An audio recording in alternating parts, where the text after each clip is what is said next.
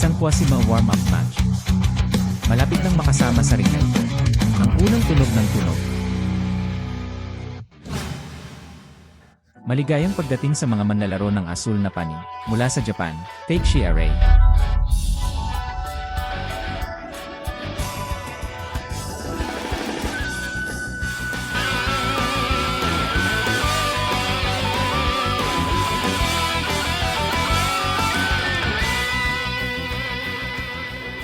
Susunod, mag-ayos tayo. Pulang panig ng manlalaro na si Zhang Penghua.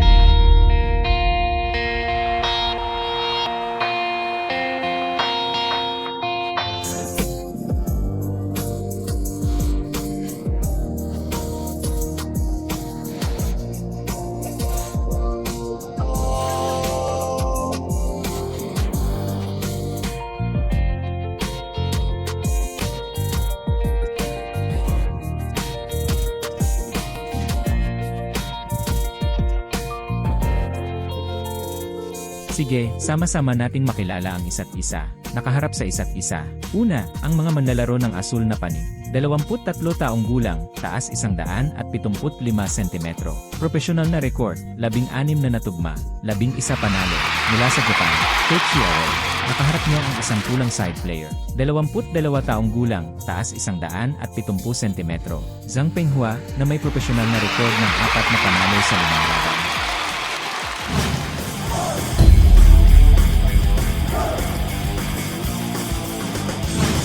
Nagsilbing referee para sa laban na ito. Ito ay si Emma Ellison mula sa Canada. Kumusta, mahal na mga manonood? Huwag mag-atubiling magpatuloy sa panonood. Imi Legend World Fighting Championship. Ito ay isang laban sa ilalim ng NL Mixed Martial Arts Rules. Ang manlalaro ng pulang panig ay si Zhang Penghua, mga kalahok na Chino. Hiroshi Arai mula sa blue side, mula sa Japan. Sa sandaling ito, si Takeshi Arai ay nagsagawa ng guillotine move. Sa ngayon, nakarating na kami sa gilid ng panloob na counter rope. 2 tao ang dapat magkasama. Pumasok sa gitna ng arena. Ulitin ang paggalaw na ito. Kumusta naman si Zhang Penghua? Dahil siya ay nagmula sa isang background ng pakikipagbuno. Kaya ang ganitong uri ng aktibong pagsabog ay isang malaking hakbang. Ginawa ito ng maayos. Ngunit sa sandaling ito, kumusta naman si Takeshi Arai? Siya ay isang manlalaban na nakikipaglaban sa Eleno. Muli, ito ang uri ng manlalaro na naglalaro ng mga panuntunan sa paninindigan. Sige, sa sandaling ito. Sige, tingnan natin. Hindi pumasok ang kamay ni Jinky. Walang sinuman ang tunay na makakahawak nito ng maayos. Ang kanyang leg. Sige, ngayon ay nasa pinakamataas na posisyon. Ito ay si Zhang Penghua, at sumakop sa mas mababang posisyon. Ang taong nagtatanggol gamit ang 2 binti ay si Kenji Arai. Kumusta naman si Takeshi Arai? Si Zhang Penghua ay malapit nang gumawa ng isang leg cross ngayon. Dumaan sa binti, ngunit hindi ito nagtagumpay. Isa pang one-leg hugging move. Tignan mo si Arai Kenji na paulit-ulit na ibinababa ang kanyang mga binti. Hinawakan ng baywang at nakaunat sa likod. Pagpapalawak ng distansya sa pagitan nito at Zhang Penghua. Sa katunayan, Mixed Martial Arts Matches. Bukod sa mga suntok, sipa, siko, at tuhod, at bukod sa mga kasanayan sa lupa, ang pinakamahalagang bagay ay hindi lamang ang kombinasyon ng iba't ibang mga teknolohiya, at ang mahalaga ay, labanan ang kapangyarihan ng pag-atake, pakikipagbuno, at ground jiu-jitsu. Epektibo ang ganitong reaksyon ng kemikal. Ito ay isang komprehensibong diskarte. Hindi lamang ito simpleng pakikipagbuno sa lupa. Okay, at sa puntong ito, si Arai Kenji ay nagsagawa ng isa pang guillotine move. Hindi pa rin natin nakikita ng malinaw, mula sa pananaw na ito, ang kanyang braso, pagpasok sa leg ng kalaban. Anong uri ng pagkilos ang dapat mong gawin? Okay, tignan natin ang puntong ito. Napakalalim na nito, napakalalim na nito. Sa sandaling ito, si Takeshi Arai ay walang mga clasp sa magkabilang kamay. Ngunit ito ay medyo masikip na. Ngunit, hindi nahawakan ng kanyang mga binti si Zhang Penhua. Ito na ang tamang panahon para suportahan siya. Ang pagkilos ng guillotine. Ngayon nakikita ko si Takeshi Arai na nagtatrabaho sa isa. Sa sandaling ito, nais ni Zhang Penhua na dalhin ito sa kanyang likod. Kapag nasa likuran, pinagsama sa pag-atake ng suntok.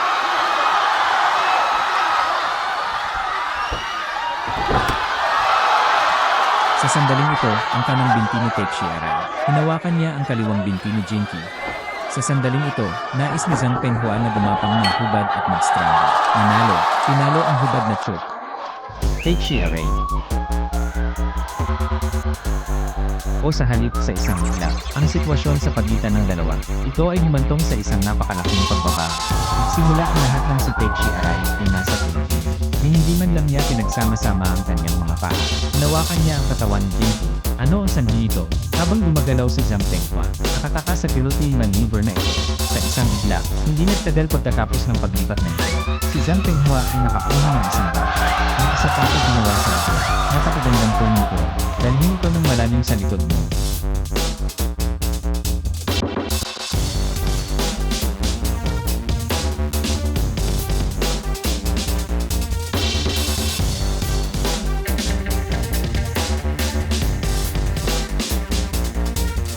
Ito ay isang tunay na kapanapanabik na tugma. Sige, lahat. Susunod, ipaalam ko sa iyo ang mga resulta ng aming mga tugma. Ang unang laro ay tumagal ng 2 minuto at 55 segundo. Ang aming pulang panig ay nasa likod ng isang hubad na siya. Pagkakay sa pamamagitan ng X-ray.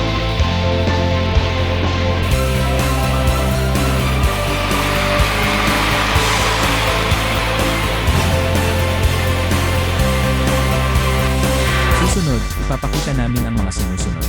2 manlalaro na nanalo lang sa semifinals. Dadalhin namin ito sa iyo. Kategorya ng 65 kilo. Ang huling bahagi ng group ni sa King's Showdown.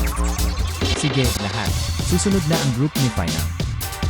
Magsimula ka agad. Sa nakaraang round ng 4-on-4 tournament, Thai Boxing Champion. Tinalo si The Junior, ang logo ng Rongchen. Tinalo ni Tag ang matigas na manlalaro ng China na si Wang Lei. Pareho silang umabante sa finals. Susunod, lalaban sila sa isa pang laban. Sa wakas, napagpasyahan ang mga ranggo at sinturo ng 65 EAR. Ang ikatlong pwesto ay nasa ibaba ng quarterfinals. Thai Boxing Champion haharapin ang isang mabangis na Uzbek fight. Quarterfinals bout, Ultimate Challenge. Malapit na itong magsimula. Una sa lahat, may mga asul na manlalaro mula sa Thailand. Himani.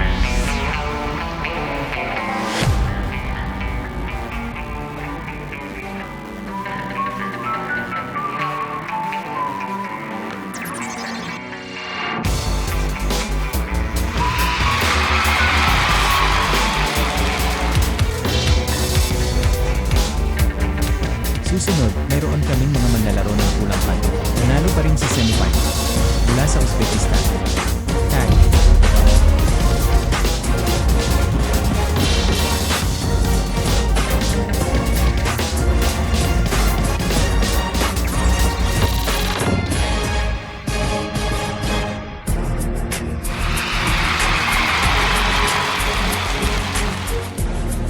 Ang manlalaro ng basketball ay 28 taong gulang, taas 169 cm, profesional na record 358 laro, 286 panalo, 53 pos. Ipakilala sa iyo ang aming mga manlalaro sa pulang panig. Tag, 22 taong gulang, taas 178 cm, profesional na record 50 laro, 46 panalo, 21 pos, isang NIE.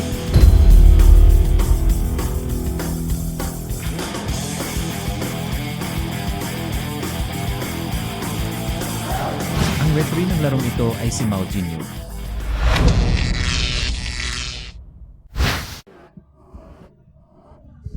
Kamusta mga kaibigan ng Madla? Maligayang pagdating sa patuloy na panonood ng EMEA Legend World Fighting Championship. Ito ay isang mapagpasyang labanan sa 65 kilo na 8 tao na kompetisyon. Kumusta naman ang quarterfinals ngayon? Kumusta naman ang 4 na taong kompetisyon? Kumusta naman ang kwalifikasyon para makapasok sa quarterfinals? Himani, ang kalaban ay si Tejev. Parehong malakas ang mga manlalaro, 2 kontra manlalaro.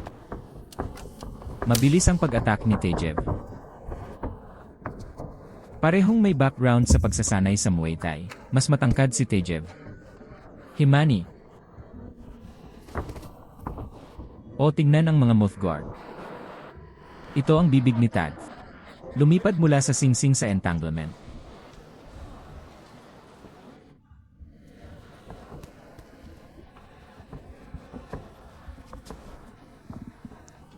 Okay, tagumpay, patuloy ang larong ito. Pagkatapos ng pagwawalis na ito ng Himani, mabilis ang pag-attack ni Tad.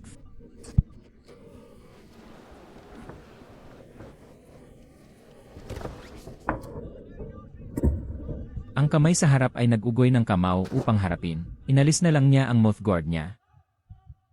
Sa pagkakataong ito, lumapit si Tagoff para i-hook ang kamay. Pagkatapos ay may flat hook din si Himani gamit ang kanyang forehand. Ngunit ang anggulo ng forehand flat hook ni Himani ay medyo mas tumpak. Dapat sabihin na siya ay tunay na isang sikat na general sa isang daang labanan. Nakikita mo na sinasamantala ni Himani ang pagkakataon sa oras na ito. Ang ganitong uri ng kakayahan sa tiempo ay napakalakas. Sa pagkakataong ito, nilinis ng referee ang kanyang mouth guard. Pagkatapos ay ilagay ito muli sa kanya. Pagkatapos ay ipagpatuloy ang karera. Okay, patuloy ang laro. Dalawang kanang kamao poses. Isang kanang kamay na manlalaro. Asul na manlalaro na si Himani. Ang nasa pulang bahagi ay si Tejev. Malapit na si Tagoff sa ganitong uri ng pambalot sa tuktok na tuhod. Marami pa ring mga aplikasyon. Nagkatinginan ang dalawa. O tingnan, hinawakan ng Himani na ito ang forehand ng Tagoff na ito. Ang pag-atake na ito ay partikular na tumpak. At ang bahagi ng suntok ay ang baba. Bahagyang papunta sa kanang bahagi ng katawan. Gumawa ng isang paggalaw habang gumagalaw. Gumawa ng isang forehand flat hook. Habang iniiwasan ang forehand flat hook ni Himani. Pagkatapos ay tumpak na kontra-atake. Nakikita mo ang isa pa. Dahil si Himani ay nakapaglaro ng higit sa 300 mga laro pagkatapos ng lahat. Maraming karanasan sa larangan. Relatibong nagsasalita. Bagamat si Tagoff ay dahil din sa napakabihasang mga manlalaro. Ngunit ang laro ay nilalaro lamang ng 58 beses. Dapat itong bilangin bilang laro ngayon. Ito na ang kanyang ika-negatibo 60 karera. Dahil may away din ngayon. Matindi ang pag-uusap sa pagitan ng dalawang panig. Ngunit malakas ang kakayahan ni Tejev na pindutin ng husto. Halos 50% ang knockout rate niya. Sa paghusga sa kanyang figure, ang mga kalamnan ni Tagfu ay napakapasabog. Mag-withdraw ng paatras.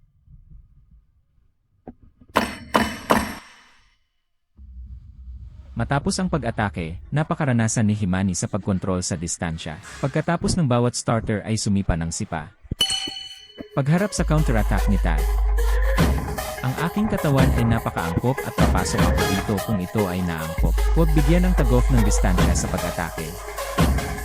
Nakikita mo noong natapos lang ang pag-ikot na ito. Ang dalawang taong ito ay nagyakap pa rin sa isa't isa. Isang hitsura ng court. Tumingin sa likod. Sana ay mailagay ng magkabilang panig ang court sa ikalawang round. Ito ay isang forehand flat hook. Kasabay nito, lumabas siya na may dalang flat hook para salubungin ang kalaban. Ang kakanyahan ng Himani ay ang taong nakakatugon sa kaaway.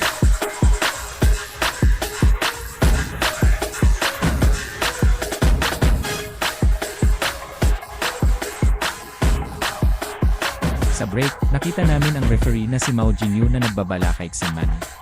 Huwag mo siyang paalalahanan na huwag masyadong gawin ang ganitong uri ng yakap at pagkakasangkot. Kasi kung tutuusin, free fight competition ito at iba pa rin ang Muay Thai. Sa katunayan, nakikita natin na bagamat si Taguip sa Uzbekistan ay nagsasanay din sa Muay Thai. Maraming Muay Thai sa silangang Europa at iba pang mga bansa. Sa katunayan, tinatawag natin itong Muay Thai. Maliban kung partikular na nakasaad na isang purong Thai laro, higit pa o mas malapit, ang libreng pakikipaglaban ay walang mga siko sa mga kamao, binti, tuhod. Front handshake, mababang pagwawalis ng likod binti. Okay, isa pa. Hindi ito dapat. Ito ang tagapagbantay ng bibig na aktibong protektado. Ang mouthguard ni Tucker ay kumagat ng maluwag. Muli. Babalaan ko na naman kayo. 3 beses na itong lumitaw sa field. Sa pagkakataong ito, sabay-sabay na nagsuntok ang magkabilang panig. Ngunit sa bawat oras na si Taguip ang naapektuhan ng eksaktong forehand swing punches ni Himani.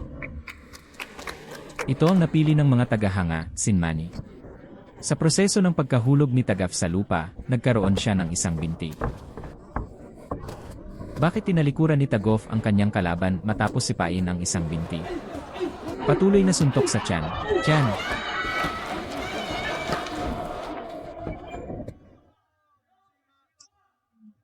Sa labas.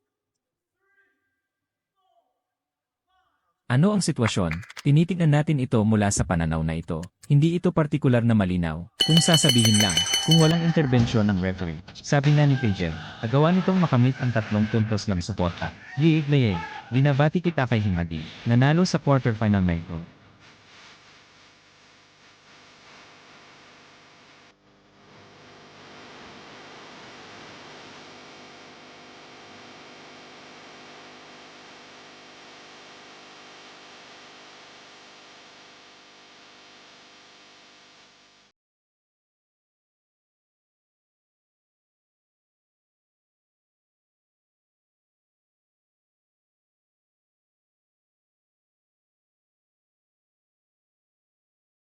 Sige mga tao, isang napakakapanapanabik na laro. Ang nasaksihan mo ngayon ay ang 65 kilo na hari ng mundo, 32 man qualifying round. Ang huling bahagi ng Group C. Patapos pong ipahayag ang mga resulta, nangangahulugan nito, ang aming ini-legend 65 kilo klase. Ang labanan ng hari, isa pang quarterfinalist ang napili. Lahat, ang asul na panig ikalawang pagtipot. 1 minuto 17 segundo. Nanalo sa pamamagitan ng A. Binabati namin ang mga